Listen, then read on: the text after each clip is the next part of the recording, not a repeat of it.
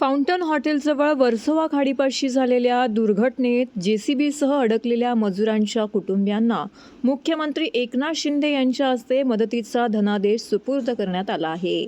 राकेश यादव यांच्या कुटुंबियांना मुख्यमंत्र्यांच्या ठाणे येथील निवासस्थानी बोलावून त्यांना हा धनादेश देण्यात आला. यावेळी राकेश यांच्या पत्नी सुशीला यादव, वडील भालचंद्र यादव, मुली रिशू आणि परी यादव, मुलगा रिंकू यादव आणि भाऊ दुर्गेश यादव तसेच MMRDA आणि L&Tचे वरिष्ठ अधिकारी येथे उपस्थित होते. मुख्यमंत्री एकनाथ शिंदे यांच्या MMRDAला दिलेल्या निर्देशानुसार L&T कंपनीच्या वतीने 35 लाख रुपये तर 15 लाख विम्याचे असे एकूण 50 लाखाचा धनादेश राकेश यादव यांच्या कुटुंबियांना देण्यात आला. तसेच राकेशचा भाऊ दुर्गेश याला L&T कंपनीमध्ये नोकरीही देण्यात आली.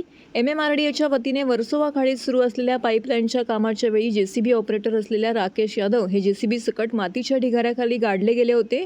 त्यांना बाहेर काढण्यासाठी 17 दिवस प्रयत्न करूनही त्यांचा तपास होऊ शकला नाही.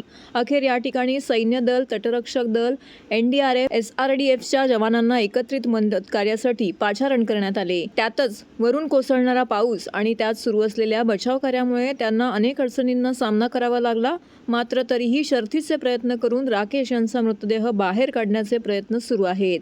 मात्र तत्पूर्वी कुटुंबाला मदत म्हणून हा मदत निधी कुटुंबियांच्या हाती सुपूर्द करण्यात आला आहे. यावेळी MMRDAसह आयुक्त राधा विनोद शर्मा, MMRDAचे मुख्य अभियंते चामलवार, MMRDAचे वरिष्ठ अभियंते हनुमंत सोनावणे, L&Tचे प्रकल्प प्रमुख श्री कॉलिन, माजी नगरसेवक एकनाथ भोईर हे देखील येथे उपस्थित होते.